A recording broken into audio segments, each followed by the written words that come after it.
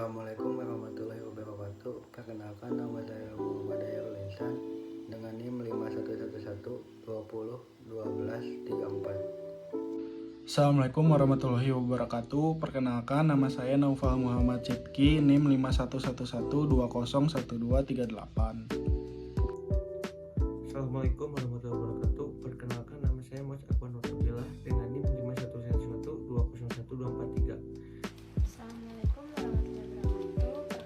Perkenalkan, nama saya Jihan Akilah dengan NIM 5111201248. Assalamualaikum warahmatullahi wabarakatuh. Perkenalkan, nama saya Muhammad Rizky Pratama dengan NIM 51120124. Di sini saya akan menjelaskan pengertian dari rasio keuangan.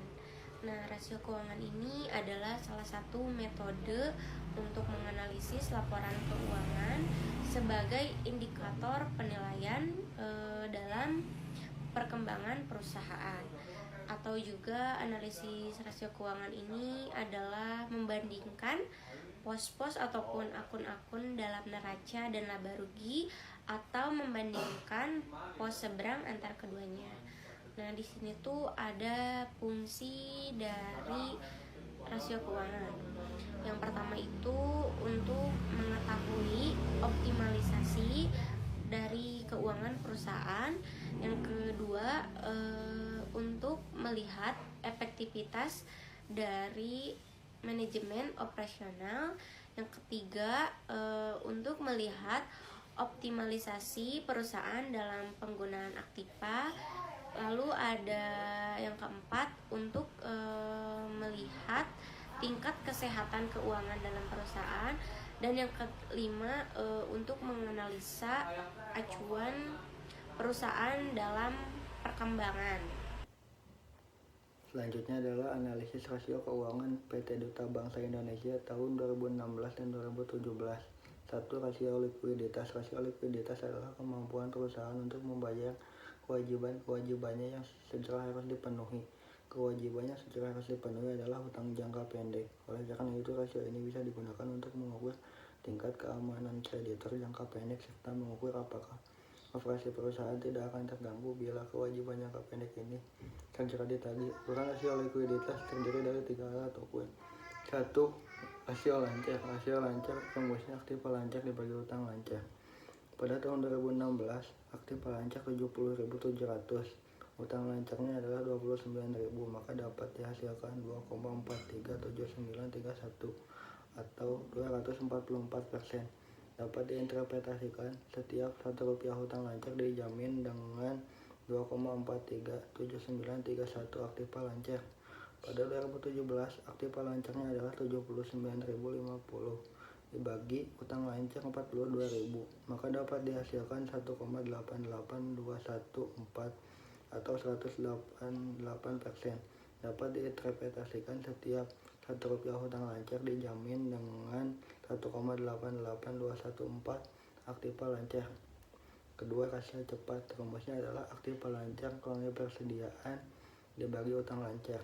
Pada tahun 2016, aktiva lancar 70.700, persediaan 35.000, utang lancar 29.000, maka dapat dihasilkan 1,231034 atau 123%. Dapat diinterpretasikan setiap Rp1 hutang lancar dijamin dengan 1,231034 aktiva yang benar-benar lancar. Pada 2017, aktiva lancar 79.050, persediaan 36.000 dibagi utang lancar 42.000, maka dapat dihasilkan 1,025 atau 102%. Maka dapat diinterpretasikan setiap Rp1 hutang lancar dijamin dengan 1,025 aktiva yang benar-benar lancar. C. Rasio kas. Rasio kas rumusnya adalah kas ditambah efek dibagi utang lancar. Pada 2016, kas 5.200, efek Rp1.000 dibagi utang lancar 29.000, maka dapat dihasilkan 0,2137 atau 21,3%. Interpretasinya adalah setiap Rp1 hutang lancar dijamin dengan 0,2137 kas dan efek. Pada 2017, kas 5.750, efek Rp1.000 dan utang lancar 42.000, maka dapat dihasilkan 0,1607 atau 16%, dan dapat diinterpretasikan setiap Rp1 utang lancar dijamin dengan 0,1607 kas dan efek. Rasio solvabilitas yang pertama ada total debt to total asset. Rumusnya total utang dibagi total aktiva. Tahun 2016, 69.000 dibagi 93.700. Hasilnya 0,736392 atau 73,63%. Total aset perusahaan dibelanjai oleh hutang sebesar 73,63%. Setiap Rp1 total aktiva menjadi 0,736392 total utang. Tahun 2017, 77.000 dibagi 107.750, hasilnya 0,714617 atau 71,46%. Total aset perusahaan dibelanjai oleh hutang sebesar 71,46%. Setiap Rp1 total aktiva menjadi 0,714617 total utang. Yang kedua ada total debt to equity ratio. Rumusnya total utang dibagi total equity. Tahun 2016, 69.000 dibagi 24.700, hasilnya 2,793522 atau 279,3%. Perusahaan mempunyai sumber dana yang tidak sebanding antara hutang dengan modal sendiri. Tahun 2017, 77.000 dibagi 30.750, hasilnya 2,504065 atau 250,4%. Perusahaan mempunyai sumber dana yang tidak sebanding antara hutang dengan modal sendiri. Yang ketiga ada time interest earning ratio. Rumusnya EBIT dibagi interest change. Tahun 2016, 12.300 dibagi 3.100, hasilnya 3,967741 atau 3,97 kali. Keuntungan perusahaan hanya bisa menutupi beban bunga sebanyak 3,97 kali. Tahun 2017, 12.200 dibagi 3.200, hasilnya 3,8125 atau 3,81 kali. Keuntungan perusahaan hanya bisa menutupi beban bunga sebanyak 3,81 kali. Yang terakhir yaitu long term debt ratio. Rumusnya long term debt dibagi equity. Tahun 2016, 40.000 dibagi 24.700, hasilnya 1,619433 atau 161,9%. Modal perusahaan dibelanjai oleh hutang jangka panjang sebesar 161,9%. Tahun 2017, 35.000 dibagi 30.750, sama dengan 1,138211 atau 113,8%. Modal perusahaan dibelanjai oleh hutang jangka panjang sebesar 113,8%. Rasio aktivitas membahas mengenai efektivitas penggunaan dana di suatu perusahaan. Berfokus kepada aktiva-aktiva, yang dimana terdapat bagian-bagian mengenai perputaran hutang, perputaran persediaan, perputaran modal kerja, perputaran total aset, dan aset tetap. Sekarang kita membahas satu-satu. A. Total asset turnover. Total asset turnover dengan rumus net sales dibagi total aset, yang dimana pada perusahaan ini 2016 memiliki nilai net sales Rp165.100.000 dibagi total aset 70.700 dengan hasil 2,33804 atau bisa dibuatkan dengan 2,34 kali. Dengan demikian, perputaran aktiva selama setahun berputar sebanyak 2 kali. Lalu pada 2017 memiliki nilai 2,21 kali. Dengan demikian, perputaran aktiva selama setahun berputar sebanyak 2 kali. B. Receivable turnover dengan rumus net credit on sales dibagi average receivable. 2016 memiliki nilai Rp165.100.000 dibagi 29.000 dengan hasil 5,68965 atau 6 kali. Dengan demikian, pengumpulan piutang selama setahun berputar sebanyak 6 kali. Pada 2017 memiliki nilai sebanyak 5 kali. Dengan demikian, pengumpulan piutang selama setahun berputar sebanyak 5 kali. C.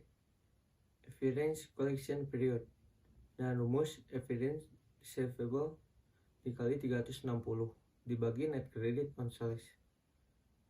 Pada 2016 terdapat nilai 29.000 dikali 360 dibagi 165.000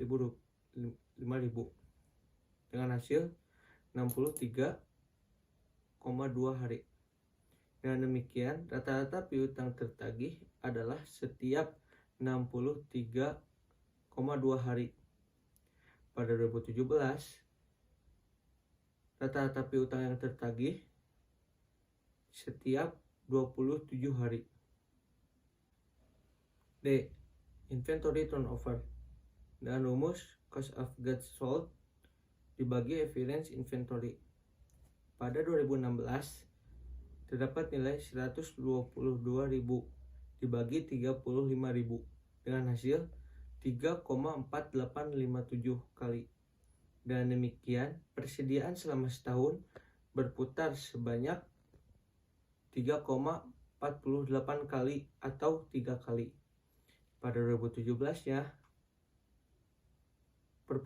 persediaan selama setahun berputar sebanyak 3,61 kali atau sebanyak 3 kali. E. Average days inventory. Dengan rumus average inventory dikali 360 dibagi cost of goods sold. Pada 2016 dapat nilai 35.000 dikali 360 dibagi 122.000 dengan hasil 103,2 hari. Dengan demikian persediaan bahan baku disimpan di gudang selama 103 hari sebelum dijual. Pada 2017 bahan baku yang disimpan di gudang selama 99,6 hari sebelum dijual. Working capital turnover dengan rumus net sales dibagi current asset dikurangi current liability. Pada 2016 terdapat nilai net sales 165.000 dibagi current asset dengan nilai 70.200 dikurangi current liability 14.500 dengan hasil 2,962298 kali. Dengan demikian, modal kerja berputar sebanyak 2,96 kali atau dibulatkan menjadi 3 kali. Pada 2017, perputaran modal kerja sebanyak 3,31 kali atau dibulatkan sebanyak 3 kali. G. Fixed asset turnover. Fixed asset turnover dengan rumus net sales dibagi fixed asset. Pada 2016, net sales dengan nilai 165.000 dibagi fixed asset 23.000 dengan hasil 7,17391 kali. Dengan demikian, aktiva tetap berputar selama setahun sebanyak 7,17 kali atau dibulatkan menjadi 7 kali. Pada 2017, aktiva tetap berputar sebanyak 6,09 atau sebanyak 6 kali selama setahun. Yang keempat ada rasio profitabilitas, yaitu untuk mengukur kemampuan perusahaan dalam menghasilkan laba. Yang pertama ada gross profit margin, yaitu laba kotor dibagi dengan penjualan. Di tahun 2016 didapatkan hasil sebesar 0,2606 atau 26,06%. Setiap Rp1 penjualan menghasilkan keuntungan laba kotor sebesar 26,06% atau 0,2606 rupiah. Di tahun 2017 didapatkan hasil sebesar 0,2571 atau 25,71%. Setiap Rp1 penjualan menghasilkan keuntungan laba kotor sebesar 25,71% atau 0,2571 rupiah. Yang kedua ada operating profit margin, yaitu Laba sebelum bunga dan pajak dibagi dengan penjualan. Di tahun 2016 didapatkan hasil sebesar 0,0745 atau 7,45%. Setiap Rp1 penjualan menghasilkan 0,0745 rupiah laba sebelum bunga dan pajak. Di tahun 2017 didapatkan hasil sebesar 0,0697 atau 6,97%. Setiap Rp1 penjualan menghasilkan 0,0697 rupiah laba sebelum bunga dan pajak. Yang ketiga ada net profit margin, yaitu laba bersih dibagi dengan penjualan. Di tahun 2016 didapatkan hasil sebesar 0,0457 atau 4,57%. Setiap Rp1 penjualan menghasilkan 0,057 rupiah laba setelah pajak. Di tahun 2017 didapatkan hasil sebesar 0,0414 atau 4,14%. Setiap Rp1 penjualan menghasilkan 0,0414 rupiah laba setelah pajak. Yang keempat ada ROA, return on asset, di mana laba sebelum bunga dan pajak dibagi dengan total aktiva. Pada tahun 2016 didapatkan hasil sebesar 0,1312 atau 13,12%. Setiap Rp1 total aktiva yang dioperasionalkan diperoleh laba usaha sebesar 0,1312 rupiah. Pada tahun 2017 didapatkan hasil sebesar 0,1132 atau 11,32%. Setiap Rp1 total aktiva yang dioperasionalkan diperoleh laba usaha sebesar 0,1132 rupiah. Yang kelima ini ada ROI, yaitu laba bersih dibagi dengan total aktiva. Pada tahun 2016 didapatkan hasil sebesar 0,0805 atau 8,05%. Setiap Rp1 total aktiva investasi yang dilakukan diperoleh laba sebesar 0,0805 rupiah. Pada tahun 2017 didapatkan hasil sebesar 0,0672 atau 6,72%. Setiap Rp1 total aktiva investasi yang dilakukan diperoleh laba usaha sebesar 0,0672 rupiah. Yang keenam ini ada ROE, yaitu return on equity, di mana laba bersih dibagi dengan equity atau modal sendiri. Pada tahun 2016 diperoleh hasil sebesar 0,3056 atau 30,56%. Setiap Rp1 modal sendiri yang digunakan diperoleh laba bersih sebesar 0,3056 rupiah. Pada tahun 2017 diperoleh hasil sebesar 0,23577 atau 23,58%. Setiap Rp1 modal sendiri yang digunakan diperoleh laba bersih sebesar 0,2357 rupiah. Selanjutnya di sini saya akan menjelaskan neraca common size PT Duta Bangsa Indonesia. Neraca common size mengubah angka-angka yang ada pada laporan keuangan menjadi persentase dengan dasar-dasar tertentu. Untuk angka-angka yang ada dalam neraca, common base-nya adalah total aktiva atau total pasiva. Artinya total aktiva atau pasiva diubah menjadi 100%, sedangkan elemen-elemen lainnya akan mengikuti sesuai dengan proporsinya masing-masing. Neraca common size menginterpretasikan kinerja perusahaan baik atau buruk, naik atau turun. Di sini datanya. Kas pada 2016 5.200, total aktiva 93.700, maka dapat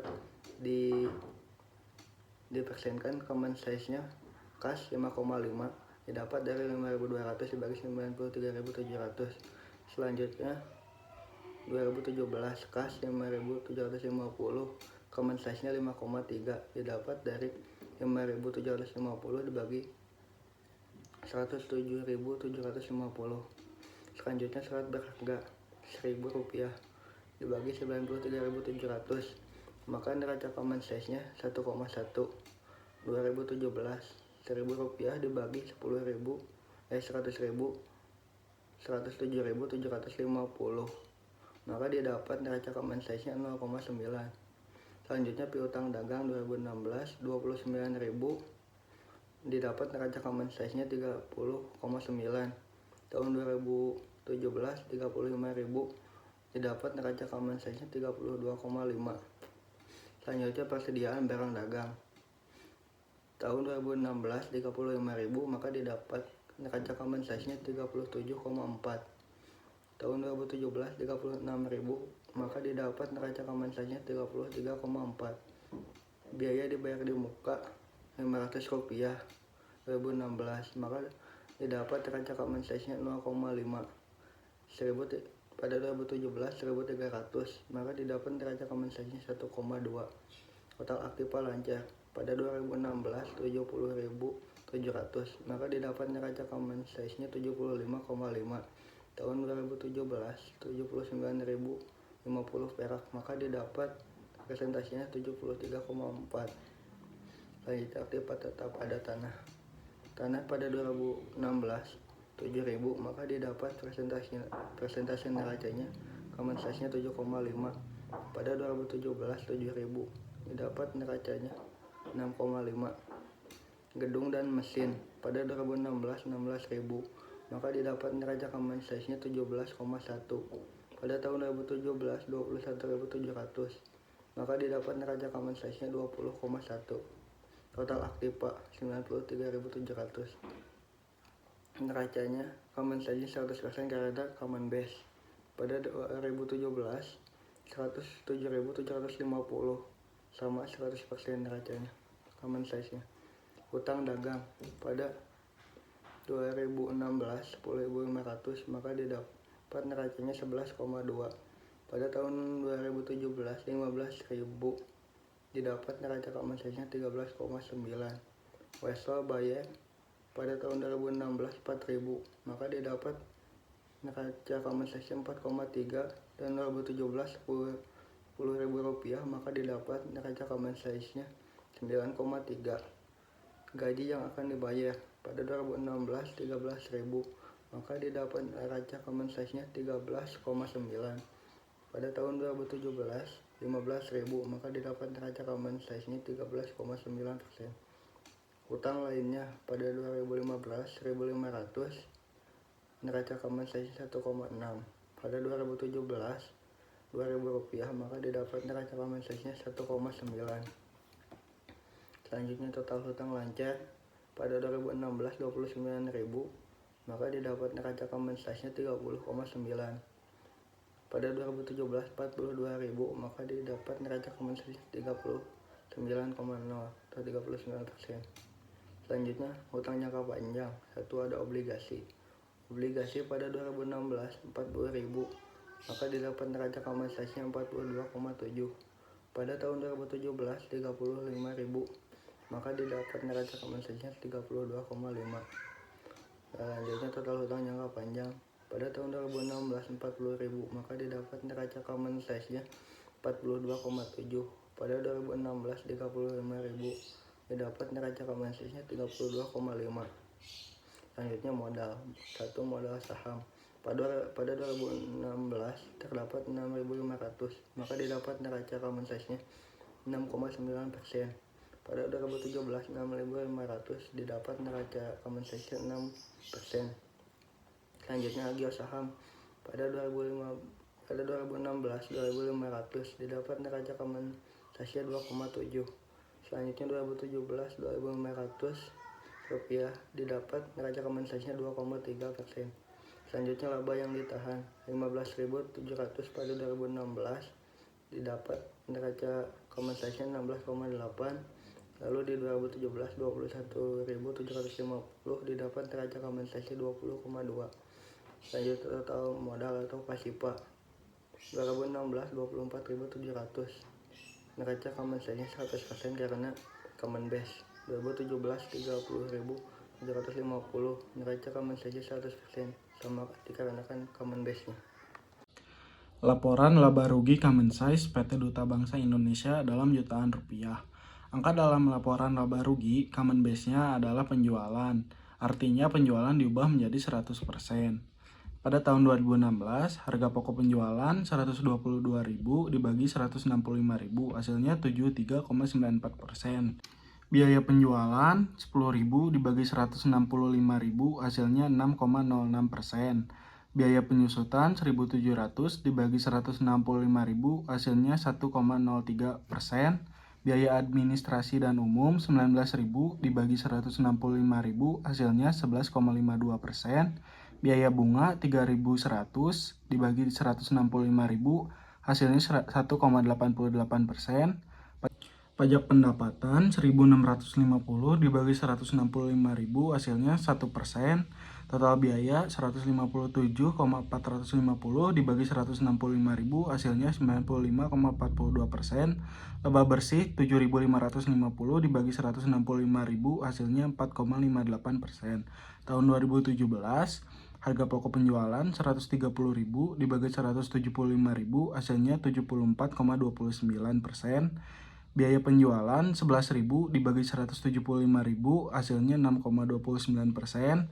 Biaya penyusutan 1.800 dibagi 175.000, hasilnya 1,03%. Biaya administrasi dan umum 20.000 dibagi 175.000, hasilnya 11,43%. Biaya bunga 3.200 dibagi 175.000, hasilnya 1,83%. Pajak pendapatan 1.750 dibagi 175.000, hasilnya 1%. Total biaya 167.750 dibagi 175.000, hasilnya 95,86%. Laba bersih 7.250 dibagi 175.000, hasilnya 4,14%. Angka indeks neraca.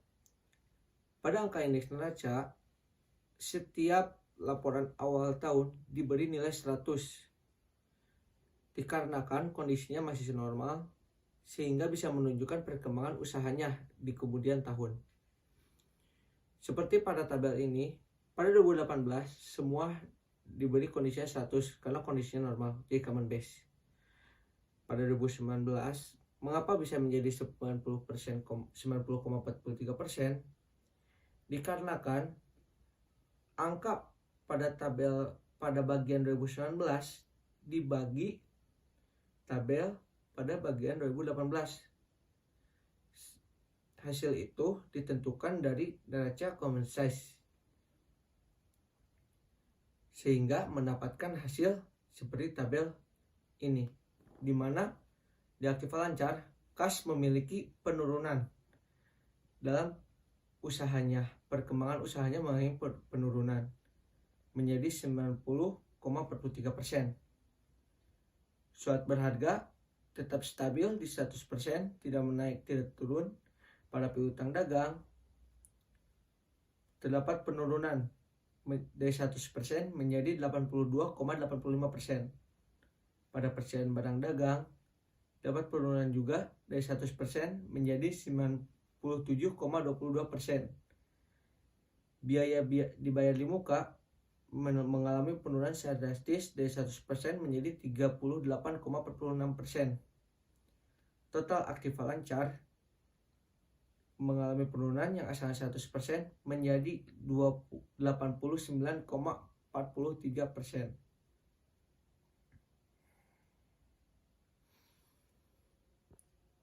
Aktiva tetap.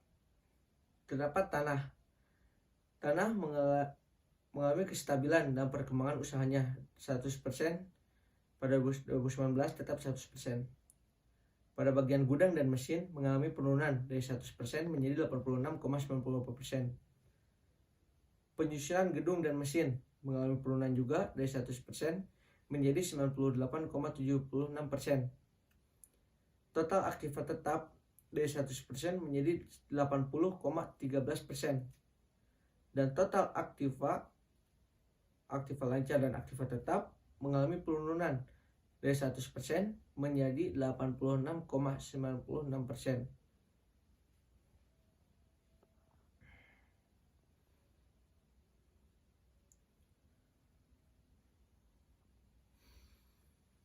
Pasifa. Pada bagian hutang dagang mengalami penurunan dari 100% menjadi 7%. Pada wesel bayar dari 100% menjadi 4%. Gaji yang dibayar dari 100% menjadi 86,67%. Hutang lain dari 100% menjadi 75%. Dan pada hutang jangka panjang mengalami perkembangan usaha naik dari 100% menjadi 114,2%. Pada modal saham mengalami kestabilan dari tetap 100% pada 2018 maupun 2019. Agio saham mengalami kestabilan 100% tetap menjadi 100%. Laba ditahan mengalami penurunan dari 100% menjadi 72,18%. Harga pasar saham dari 100% menjadi 93,75%. Dan total pasipa keseluruhan mengalami penurunan dari 100% menjadi 87,43%. Sehingga dapat disimpulkan mau aktiva ataupun pasipa dalam perkembangan usaha perusahaan ini dari 2018 dan 2019 mengalami penurunan dalam perkembangan usahanya. Analisis rasio keuangan perusahaan non-bisnis. Yang pertama, rasio likuiditas. A. Rasio lancar.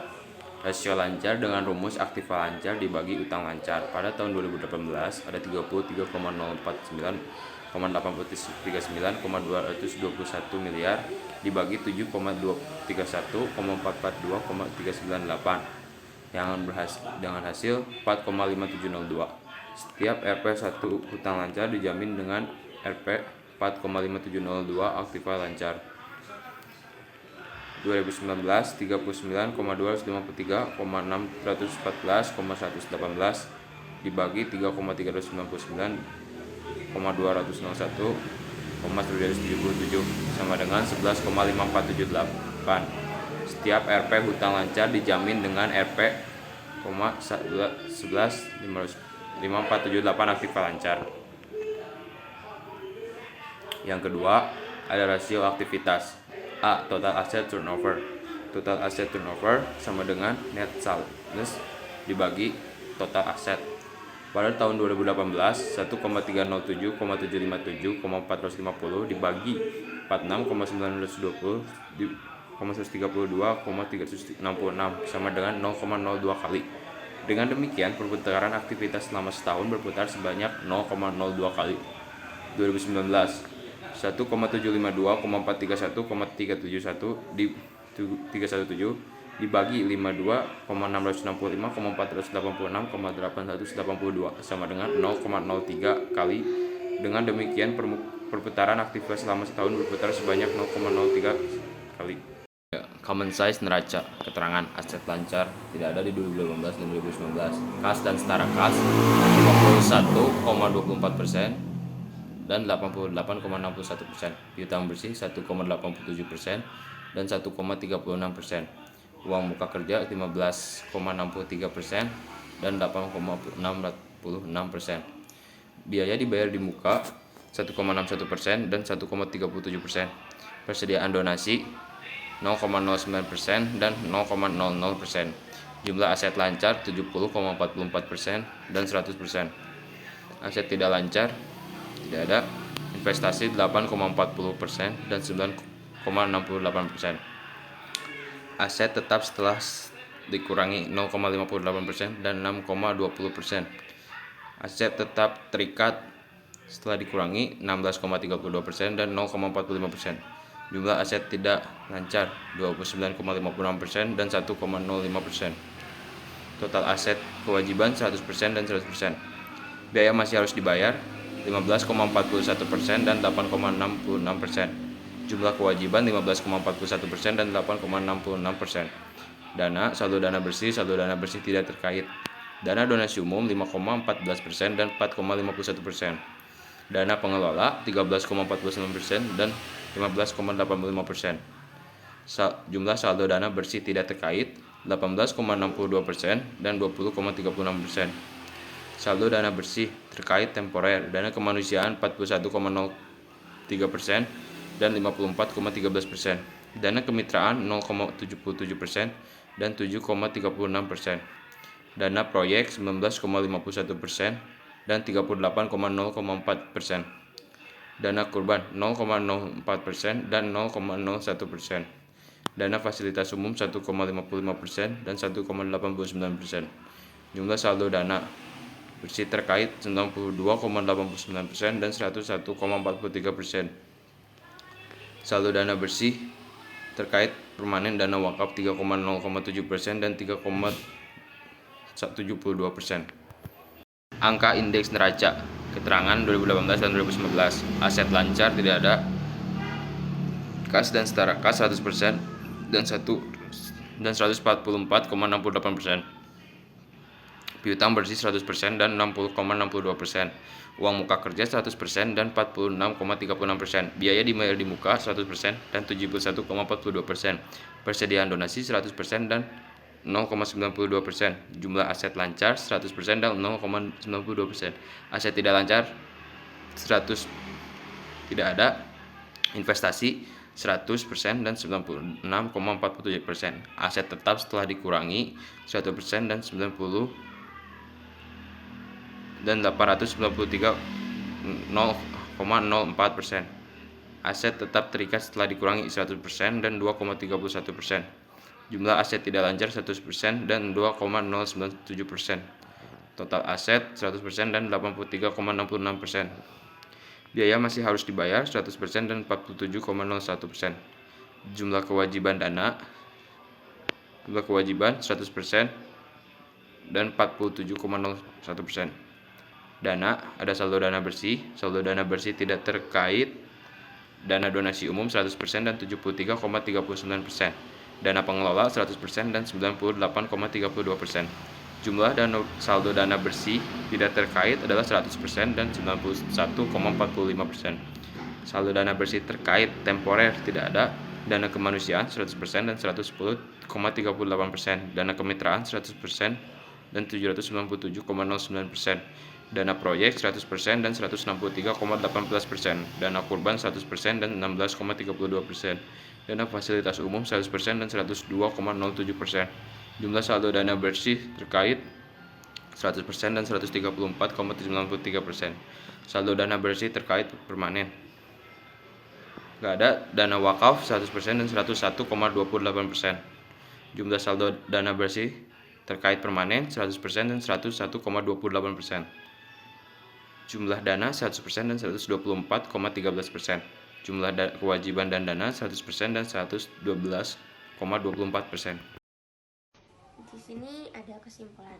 Jadi kesimpulannya itu, perusahaan bisnis ataupun organisasi nirlaba ini sebenarnya bertujuan untuk menghasilkan atau mencari atau memperoleh laba yang sebesar-besarnya untuk perusahaan. Sedangkan perusahaan non bisnis ataupun organisasi non profit ini tidak bertujuan untuk menghasilkan laba yang sebesar-besarnya. Nah, analisis rasio keuangan ini bertujuan untuk menilai, menganalisis atau mengukur kinerja keuangan perusahaan yang dibandingkan dalam pos-pos laporan keuangan, contohnya laba rugi, neraca, ataupun arus kas dalam kurun waktu tertentu. Mungkin cukup sekian yang dapat kelompok kami sampaikan. Mohon maaf apabila terdapat banyak kesalahan kata ataupun ada penjelasan yang kurang dimengerti. Wassalamualaikum warahmatullahi wabarakatuh. Terima kasih.